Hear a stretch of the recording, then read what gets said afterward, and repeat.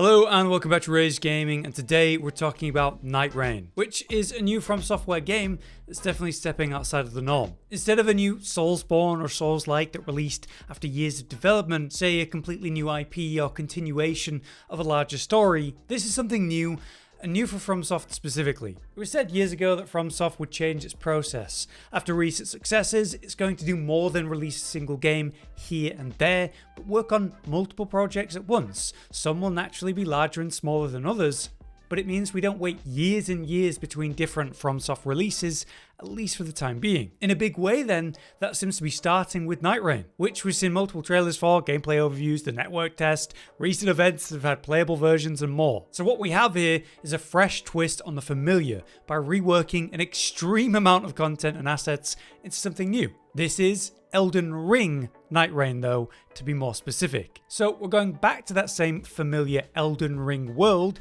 with its visuals and many enemies and familiar systems, but there is some differences here. By using what they've developed over an extreme period in a new way, it lets them kind of try something fresh and then release it in a way that feels quite fast compared to normal. Is this game for you? Should you be excited? Well, I'm going to go over all the main details and aspects and you can just decide yourself, because this is not a new FromSoft Soulsborne. This is more like a Souls take on a roguelike from Software.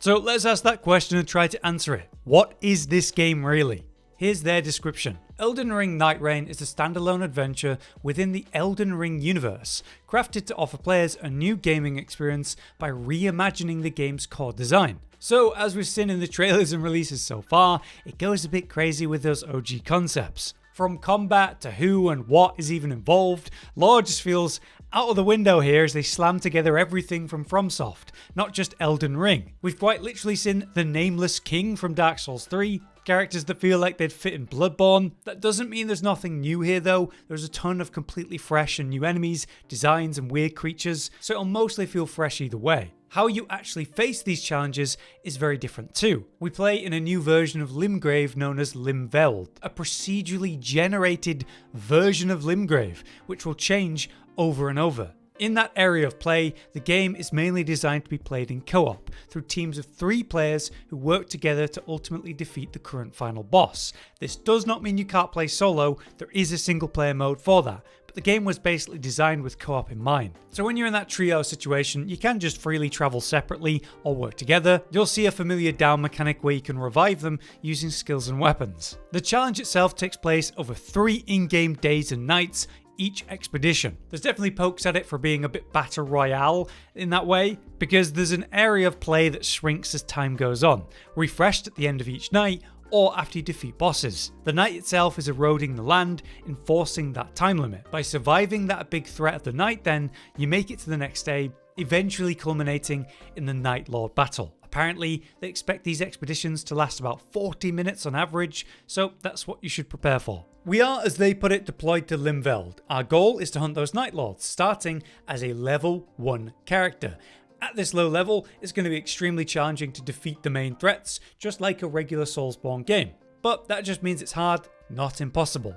To make it more manageable then, you face the easier threats first, you work your way up. By exploring, you'll find, as we always do, new equipment, better weapons, more defenses, items to use and more, alongside understanding the game better and information that gives you an advantage. In that changing world, you'll find things like elites and wandering bosses to take on, or familiar fortresses filled with enemies and big rewards. Through that exploration, you'll find operational maps that should give you more accurate context to the map you're on right now. Since it changes every time, there's going to be different locations, bases, kinds of enemies, random rewards. Different encounters happen, ambushes that are smaller or bigger, we've seen say packs of wolves, but then literally Morgul. Events like meteor strikes with the Alabaster faction are likely going to be involved, massive changes in the environment can be seen, like the huge volcanic craters, the new rotten forests. The idea is that the environment should drastically change each time. So it varies a lot, but each time you're there with a limited period of play before the night's tide moves in. The idea is that your exploration will become more and more restricted, forcing you to take on the bigger threats, whether you're ready or not. As we progress through these expeditions then and have successes, we improve our character back at the hub. we'll follow the story, which involves returning fragments of memory to you and the other NPCs, unlocking new conversations with your fellow Nightfarers to learn more about them. These often provide new tasks to try to attempt on your next run, and progress things big picture. The main threat though, as we've been talking about, are the nightlords. These are going to be found on the third day and must be defeated to stop the night. They're the hardest challenges in the game, but come with different weaknesses that you can learn and punish. Now, depending on the expedition, you have a different nightlord to face this time, so knowing what's coming, you might be able to prepare by searching for tools and weapons that are going to be good for that lord. Familiar faces in this list of lords are definitely going to be there, but many are completely new. At the moment, we've only seen 2 proper encounters, right? There's Gladius, the 3-headed wolf beast thing, we fought in the network test, and the more recently revealed Libra, seen at the recent gameplay events, like PAX. But what are we actually playing as? How does that work? Well, we have set classes with distinct pros and cons really, and they're called the Nightfarers, 8 to choose between. All of them have their own equipment, passive skills, and what they call ultimate arts. As a quick rundown of the 8 then, we have Wylder, a Storm Knight type using a variety of melee weapons. They have this unique grappling hook as a new tool, which can drag enemies to you, or you could launch yourself at them instead. Another tool they have is the Iron Spikes, which is like a hand cannon that deals ridiculous explosive damage in one hit. Next we have the Guardian, say the Birdman you might have seen in the trailers. This is more of a defensive focused class with a tower shield to rely on. One of their skills shown was the Whirlwind skill, which sends enemies flying while also deflecting arrows at the same time. Their art, known as Wings of Salvation, can have you slam down from the air to send enemies flying again, but it also triggers a magic circle around the impact point, which could actually help your allies survive and bring them back from being downed. Next we have Ironeye, the ranger you may have seen in different clips, which maximizes enemy weaknesses. Relying on their marking skill, you can stagger foes and create easy windows of opportunity. Their art, Single Shot, is like a super single arrow shot that infinitely pierces targets. We have the Duchess, feeling like she stepped right out of Bloodborne in a Lady Maria cosplay. This is basically your fast thief. She casually flips around on evades with a theme of confusing enemies. So after an attack, you can use the skill Restage, which repeats the last attack dealing its damage again. Or her art, Finale, which hides both her and allies from sight to reposition mid-fight, avoid a fight maybe, or set up an ambush. We have the Raider, a Viking type built like a brick wall with a fondness for blunt weapons, able to hyper armor through enemy attacks to land his own big blows. His skill is Retaliate though, which lets you take a strike and hit back with a huge hit. The benefit of that skill is that it cannot be interrupted even against a huge target. Their art is called Totem Stella, which spawns a gravestone, creating a unique physical object out of the ground which can block enemy attacks, provide an area buff, but you can also climb it as a vantage point. Then we have Recluse, your sorcerer type, able to use the different magics of the game, using a variety of elemental spells based on the attributes of allies and enemies, alongside familiar spells from Elden Ring's roster. Her art is called Soul Blood Song though, which brands targets with a glyph of blood, and marked targets by that will heal players that attack them, which could be great for sustain. For the final 2, not a lot is actually known, which are seemingly the Executor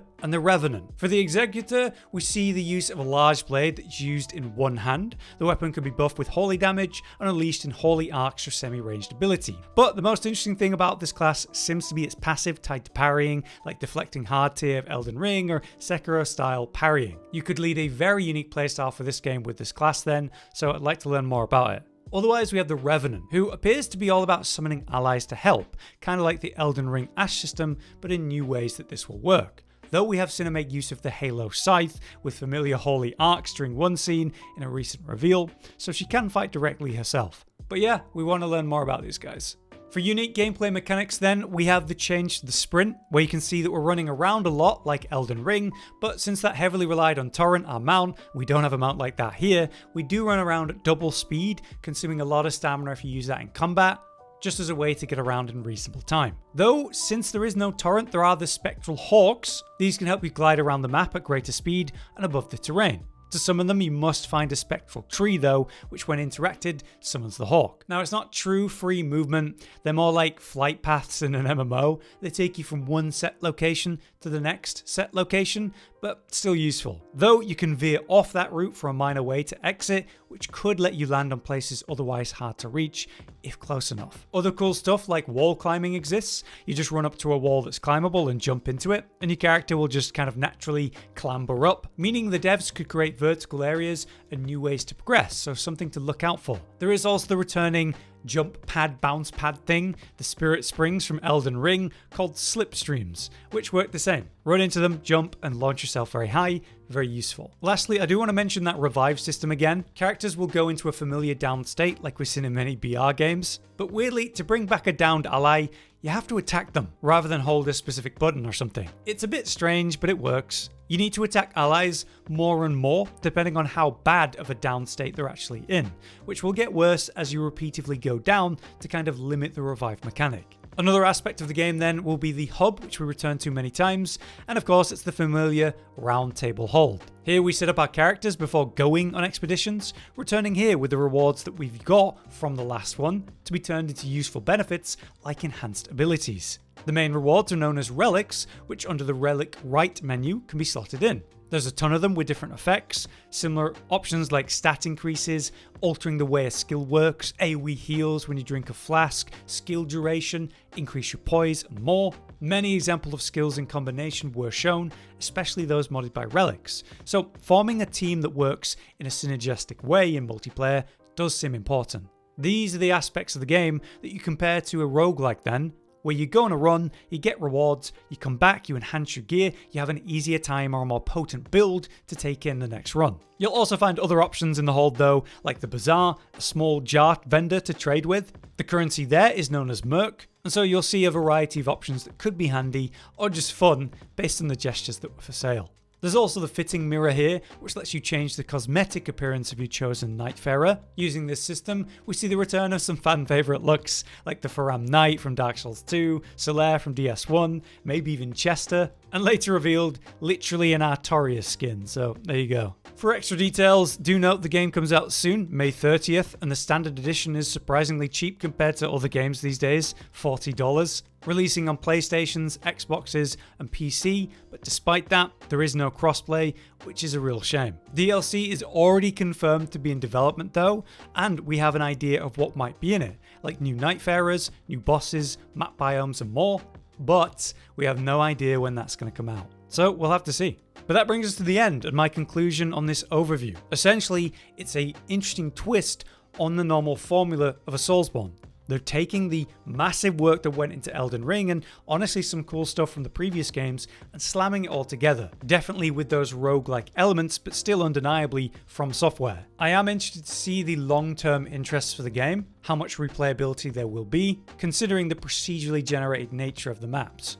It's definitely something fresh and a bit of an interesting take, and it's one of those games that I think you need to try to really know. So we'll be covering all things Nightreign here as it releases, but until then, I've been Hollow, you've been you, and thanks for watching. Josh, Cotton, and Hollow with the videos, dropping the humor like a hammer on your tippy toes, bringing entertainment on a daily arrangement to take our insanity and turn it into entertainment. Yes, I said entertainment twice, to reiterate that it is nice to look into your faces on a mostly daily basis when you let us in your homes to make the whole world a stage. Goodbye.